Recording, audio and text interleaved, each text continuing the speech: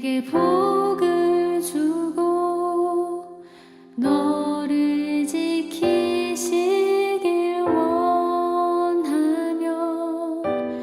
여호와는 그 얼굴로 은혜 베푸시길 원하네. 여호와께서 가인에게 이르시되 내 아우 아벨이 어딨느냐? 내가 알지 못하나이다. 내가 내 아우를 지키는 자니이까? 내가 무엇을 하였느냐? 내 아우의 핏소리가 땅에서부터 내게 호소하느니라. 땅이 그 입을 벌려 내 손에서부터 내 아우의 피를 받았은즉 내가 땅에서 저주를 받으리니 내가 밭을 갈아도 땅이 다시는 그 효력을 내게 주지 아니할 것이요 너는 땅에서 피하며 유리한 자가 되리라. 내 죄짐을 지기가 너무 무거우니이다. 주께서 오늘 이 지면에서 나를 쫓아내시온즉 내가 죄의 낯을 배웁지 못하리니 내가 땅에서 피하며 유리하는 자가 될지라. 무릇 나를 만나는 자마다 나를 죽이겠나이다. 그렇지 아니하다. 가인을 죽이는 자는 벌을 7배나 받으리라. 하시고 가인에게 표를 주사 그를 만나는 모든 사람에게서 죽임을 면하게 하시니라. 다시 한번 인사하겠습니다. 하나님이 우리의 생명 되십니다. 하나님이 우리의 생명 되십니다. 하나님의 우리의 생명 되시기 때문에 우리의 모든 삶이 소망이 될 수 있는 거예요. 영원하신 하나님이 우리의 소망이 된다니까요. 이 땅에 우리의 소망으로 삼고 있는 것은 언젠가 다 사라질 것입니다. 사라질 것을 소망으로 삼지 마시고 영원한 것, 사라지지 않는 것을 소망으로 삼는 지혜가 우리 모두에게 있기를 예수님 축복합니다. 소설 중에 주홍글씨라는 소설이 있어요. 미국 작가가 쓴 나다나엘 호손이라는 사람이 1850년에 쓴 대표적인 소설입니다. 그 소설의 여주인공의 이름은 헤스터인데 이 헤스터의 가슴에 있는 영어로 알파벳 A가 이렇게 새겨져 있어요. 어떻게 보면 상징적인 표인데 영어로 adultery라고 해서 이 간음이라는 A, 그 A자를 상징하는 이 여인은 가늠한 여인이다 라는 것을 눈에 보여지도록 그런 표를 가지고 있습니다. 근데 이 이야기가 진행되면서 이 A는 처음에는 어더트리아에서 가늠이라는 것이 있지만 이 이야기가 진행되면서 내포한 것은 또 다른 A, 엔젤, 천사라는 그런 의미도 내포하게 됩니다. 이 주홍글 씨의 소설책이라는 이 책에서는 이 알파벳 A가 두 가지의 의미를 지금 이중적으로 가지고 있다는 것입니다. 오늘 본문에도 그러한 의미를, 이중적인 의미를 가지고 있는 단어가 있습니다. 오늘 우리가 함께 본 본문은 인류 최초의 살인사건이 일어난 그런 현장을 보고 있습니다. 형 가인이 동생 아벨을 죽인 사건입니다. 이 사건은 우발적인 사건이 아니에요. 시기와 질투 속에 형 가인이 계획적으로 아벨을 들로 나오라고 해서 그 아벨을 아무도 보지 못한다고 생각하고 쳐 죽인 것입니다. 여기서 죽였다라는 이 히브리어 하락이라는 것이 이 개인에 대한 잔인한 폭력을 할 때 사용되는 단어예요. 개인에 대한 잔인한 폭력. 가인이 아벨을 아주 잔인하게 폭력을 행사했다는 것입니다. 가인은 아벨을 죽이면 하나님께서 자신의 제사를 받을 것이다 라고 착각하였기 때문에 이러한 범죄를 행한 것입니다. 이 사건이 일어난 후에 하나님께서는 가인에게 한 가지 질문을 하시고 가인은 그에 대한 답을 합니다. 그것이 9절 말씀인데 한번 함께 보겠습니다. 시작. 여호와께서 가인에게 이르시되 내 아우 아벨이 어디 있느냐? 그가 이르되 내가 알지 못하나이다. 내가 내 아우를 지키는 자니까. 하나님께서 가인에게 묻습니다. 내 아우 아벨이 어디 있느냐? 이 질문에 아벨은 어떤 답을 할까요? 하나님께서 가인에게 이 질문을 하시는 것은 아벨이 어디에 있는지 몰라서 그런 질문을 하시는 게 아니에요. 가인에게 다시 기회를 주기 위해서 솔직하게 하나님께서 이 질문을 할 때 죄를 고백하고 용서를 구하며 회개하기를 원하셨습니다. 그러나 가인은 그렇게 반응하지 아니하고 거짓으로 반응합니다. 내가 알지 못하나이다. 하나님의 이 질문에 하나님 나는 몰라요. 이렇게 반응한다는 거예요. 지금 동생을 쳐 죽이고서 하나님께서 직접적으로 가인에게 이러한 질문을 했는데 아벨은 내가 알지 못하나이다 하면서 이 가인은 하나님 향해 분노하고 지금 반항을 하고 있습니다. 내가 내 아우를 지키는 자니까 이렇게 반응하고 있어요. 내가 아우의 목자입니까? 이 질문이 어떤 반응입니까? 하나님을 향해서 지금 하나님 아우는 내가 지키는 게 아니고 하나님께서 지키는 거예요. 이 이야기예요. 지금 내가 아우의 목자가 아니고 하나님께서 아우의 목자이지 않습니까? 하나님께서 책임져야 됩니다. 하나님께서 잘못했어요. 자기가 죽이고서 그렇게 지금 가인은 하나님께 책임을 넘기고 있다는 것입니다. 가인은 이 죄에 대해서 감추고 숨기고 있습니다. 이 가인만 그런 게 아니겠죠. 이미 아담과 하와 역시 하나님이 찾으실 때 감추고 숨기고 변명하였던 것처럼 가인도 마찬가지. 가인만 그러겠어요? 우리도 그럴 거야. 죄에 대해서 우리가 하나님의 말씀을 들을 때 이런 모습이 우리 안에 있기 때문에 다시 우리의 삶을 말씀으로 되돌아보면서 이러한 거짓된 행위를 말을 행할 때 그렇게 하지 않도록 우리가 깨우셔야 된다는 것입니다. 죄는 결코 감출 수 없어요. 감추지 않습니다. 감추면 감출수록 우리에게 더 큰 고통과 불안과 두려움을 준다는 것입니다. 14절 말씀 보십시오. 시작. 주께서 오늘 이 지면에서 나를 쫓아내시온즉 내가 죄악을 배우지 못하리니 내가 땅에서 피하며 유련자가 될지라 무릇 나를 만나는 자마다 나를 죽이겠나이다. 가인은 지금 죄에 묶여 있습니다. 하나님의 얼굴을 볼 수가 없어요. 하나님부터 멀리 떠나게 됩니다. 이 선악과를 따먹은 아담과 하와가 에덴 동산에서 떠나 하나님과 멀어진 것처럼 지금 최초의 살인을 범한 가인은 더 멀어진 것입니다. 에덴 동산에 떨어진 아담과 하와, 이 가인과 아벨은 더 이제 가인은 최초의 살인을 저지르면서 더 멀리 떨어지는 형벌을 당하게 됩니다. 이것은 가족과 분리된 삶을 의미하기도 합니다. 이 지면에서 나를 쫓아내시온즉 내가 땅에서 유리하며 피하며 그런 자가 될 것이다. 하나님의 이 형벌에 대해서 지금 가족과 분리된 가인에 대해서 보여주고 있는 것입니다. 무엇보다 가인은 내가 주의 낯을 배웁지 못함. 가장 큰 형벌이에요. 하나님의 얼굴을 보지 못한다는 것은 가장 큰 형벌입니다. 이 다윗이 밧세바 사건으로 인해서 큰 형벌을 받을 그런 두려움이 있어요. 생각해보세요. 내가 하나님 앞에서 이런 범죄함을 범했습니다. 밧세바 사건으로 감했어요. 그랬을 때 나에게 주어진 형벌이 어떤 것일까?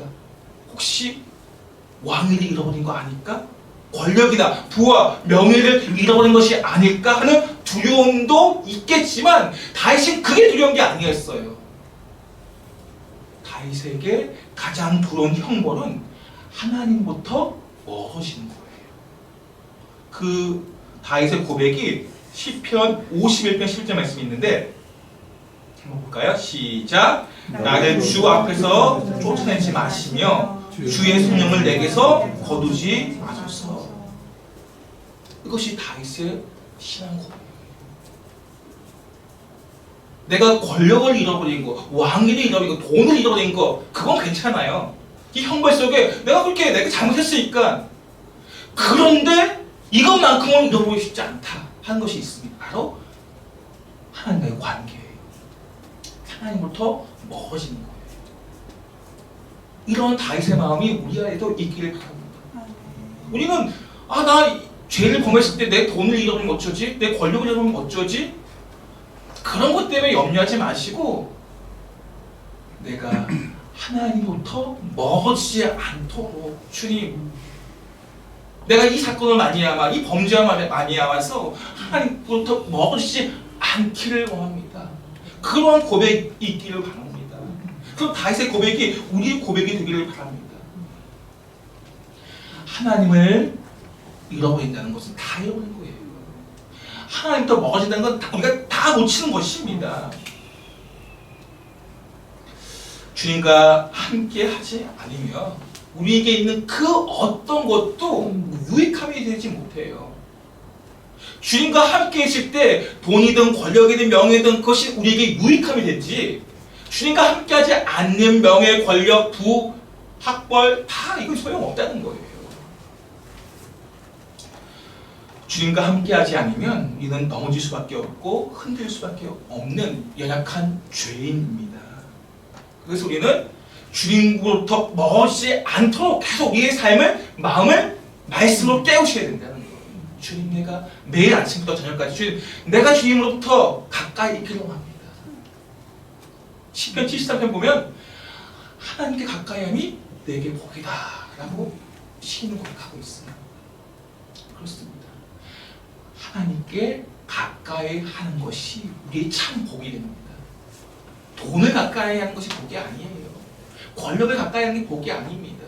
오히려 돈을 가까이 하고 권력을 가까이 하다 망하는 사람이 얼마나 많습니까? 그러나 하나님께 가까이 함을 통해서 주어지는 모든 것을 우리에게 유익함이 될 수가 있어요. 우리 모두가 오늘 이 말씀 붙잡으시고 늘 하나님께 가까이 함으로 참 복을 누리시는 우리 모두가 되시기를 예수님 축복합니다. 오늘 본문의 가인은 죄를 범했기 때문에 형벌을 받게 됩니다. 12절 말씀 볼까요? 시작. 내가 밭을 갈아도 땅 다시는 그 율법을 내게 주지 아니할 것이요 넌 땅에서 피하며 유리한 자가 되리라. 죄에 대한 형벌은 분명히 있어요. 이거 죄의 삭은 사망이라고 말씀하고 있습니다. 우리는 그렇기 때문에 늘 겸손히 엎드리셔야 돼요. 우리는 죄인이라는 거 잊지 마시고 죄의 삭은 사망입니다. 그런 형벌이 있습니다. 오늘 가인은 그 죄로 말미암아 벌을 받게 됩니다. 그 벌이 밭을 갈아도 땅이 다시 그 욕을 주지 않는데, 가인은 농부잖아요, 농부. 근데 자기가 밭을 갈아도 열매를, 곡식을 얻을 수 없다는 거예요. 얼마나 힘들겠습니까? 그리고 늘 피하며 유리하며 도망자의 삶을 사는 것이 지금 가인의 그 죄와 관계된 벌이라는 것입니다. 그렇기 때문에 이 가인을 그러니까 다시 한번 앞에 말씀을 참고하면 가인은 분명히 하나님께서 기회를 주셨잖아요. 내 아벨이 어디 있느냐? 그럼 어떻게 돼요? 나의 죄를 인정하고 고백하는 것. 솔직하게. 내가 죄인입니다. 주님, 내가 아벨을 죽였습니다. 가인이 그렇게 반응하였다면은 가인의 삶은 달라졌을 것입니다. 가인은 그렇게 반응하지 않았습니다. 죄는 결국 감출 수가 없습니다. 사람에게는 감출 수 있을지 몰라도 하나님께서는 우리의 마음을, 중심을 꿰뚫고 계시는 분이기 때문에 결코 감출 수가 없습니다. 이 죄의 문제에 대해서는 늘 솔직하게 자신의 죄를 고백하는 것이 이 문제를 해결할 수 있는 가장 빠른 방법입니다. 감추면 또 다른 죄를 범하게 돼요. 나 이런 죄를 저겠으니까 감추잖아요. 그러면 또 거짓을 낳고 거짓은 또 거짓을 낳습니다. 그러면서 더 큰 죄를 범하게 되는 것입니다. 이런 어리석음에 빠지지 않도록 기도하시고 깨우셔야 됩니다. 죄를 짓지 않는 사람은 없어요. 다 죄인이기 때문에. 중요한 것은 이 죄에 대한 솔직한, 하나님 앞에서 정직하게 반응하는 것입니다. 이 땅에서 우리가 이 가인의 모습처럼, 가인은 얼마나 이 죄를 범한 때문에 두려움에 떨면서 살았습니다. 그러니까 이렇게 이 세상에 살아갈 때 두려움에 떨면서 살지 않기를 바랍니다. 죄를 범한 자는 두려울 수밖에 없어요. 떨 수밖에 없습니다. 이런 가인의 모습이 아니라 죄를 인정하며 솔직하게 고백하는 그러한 그리스도인 되시길 바랍니다. 다윗은 이스라엘의 위대한 왕으로 우리가 잘 알고 있습니다. 누구나 다 다윗하면 엄지척합니다. 위대한 왕이지. 그 국기를 보면 다윗의 별이라고 하지 않습니까? 그 이스라엘 국기 보면 다윗의 별. 우리가 잘 알고 있는 이야기, 골리앗을 쓰러뜨리는 다윗. 이건 너무 잘 믿지 않는 사람들도 알고 있는 이야기, 위대한 이야기입니다. 많은 나라를 정복했습니다. 다윗을 그래서 위대한 왕이라고 하지만 다윗의 위대함은 거기에 있지 않아요. 다윗의 위대함은 자기를 책망하는 그 나단 선지자 앞에 솔직하게 자기 죄를 고백하는 거기에 있습니다. 우리는 업적이 화려하게 거대하게 큰 일을 행하면 위대하다고 생각할지 모르겠지만 하나님께서 인정하시는 위대함은 거기에 있지 않아요. 말씀에 솔직하게 정직하게 반응하는 그러한 모습에 위대함이 담겨 있다는 것입니다. 생각해 보세요. 시나리오 다 있습니다. 나단 선지자가 와가지고 지금 다윗 왕의 그 잘못을 폭로합니다. 다윗은 절대 권력자예요. 말 한마디면 나단은 다 죽습니다. 그럼에도 불구하고 다윗은 자기가 주인임을 고백합니다. 많은 시선이 보는 앞에서 고백하는 것이 얼마나 정말 자기의 지금까지 쌓아온 명예, 위대함 다 뭉개지는 것 아니겠습니까? 근데 다윗은 거기에 관심이 없어요. 내가 하나님 앞에서 정직하게 말씀 앞에 반응하는 것.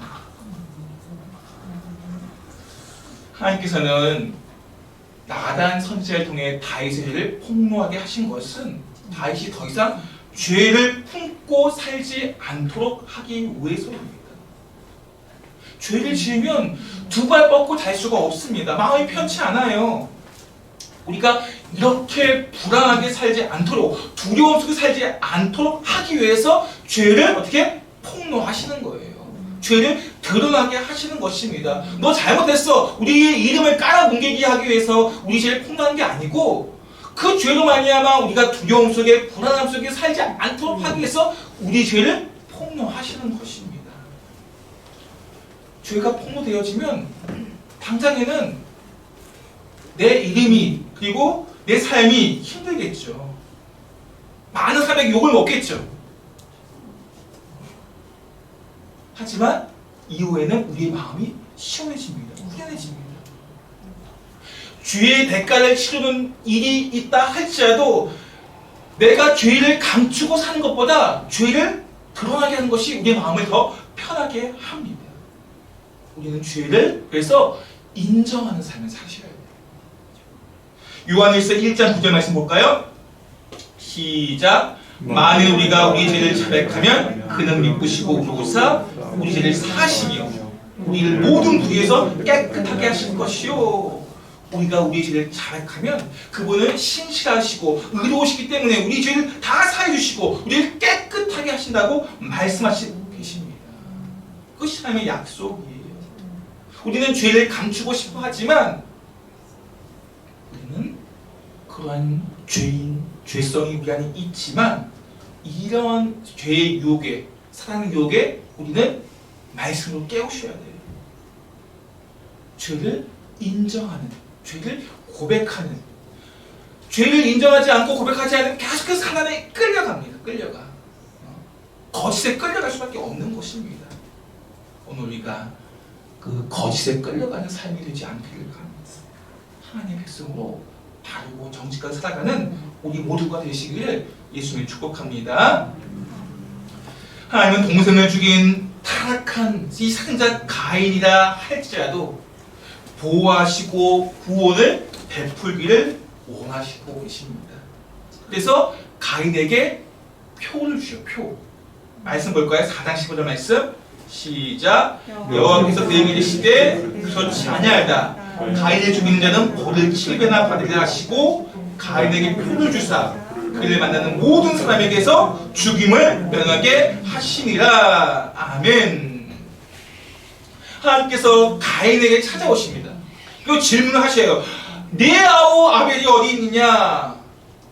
내가 무엇을 하였느냐? 이 질문을 하십니다. 기회를 주시는 거죠. 죄를 회개하고 죄를 인정하기를 원하셨습니다. 그런데도 불구하고 가인은 하나님의 기회에 대해서 분노하고 하나님께 반항합니다. 죄를 깨닫지 못합니다. 하나님의 부르심을 외면하고 있습니다. 우리는 이 가인에 대해서 보면은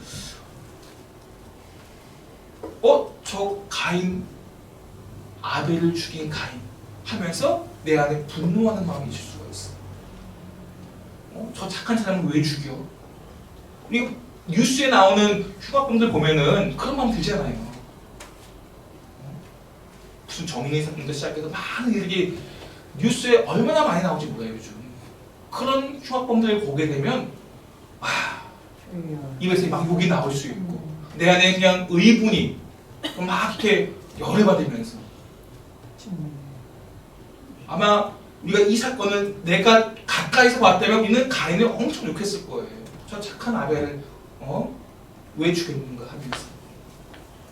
근데 오늘 우리가 기억해야 할 것은 그 가인이 내가 될 수도 있다는 거예요.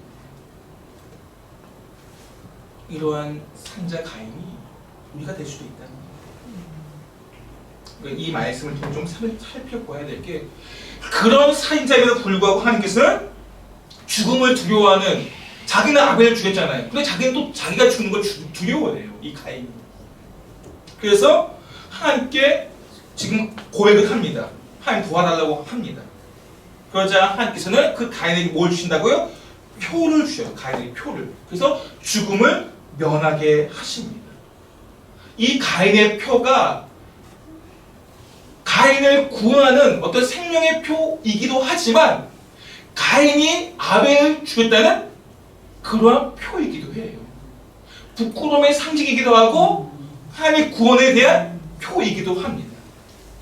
마치 주홍 글씨의 알파벳 A처럼 그가 알파벳 A 너는 가능한 자야 라고 A가 그 가슴에 새겨져 있지만 나중에 그 삶 속에서 A라는 것은 이제 천사로 바뀌어졌어요. 그런 것처럼 오늘 이 가인의 표가 그런 의미를 담고 있다는 거예요. 부끄러움의 상징, 네가 아벨을 죽였어 라는 표이지만 그 가인의 표를 통해서 하나님께서 구원하시고 지키시고 보호하신다는 표이기도 하라는 거예요. 이 가인의 표가 앞으로 이제 우리의 생명을 구원하시는 십자가의 표로 이어진다는 거예요. 십자가도 부끄러움의 상징이잖아요.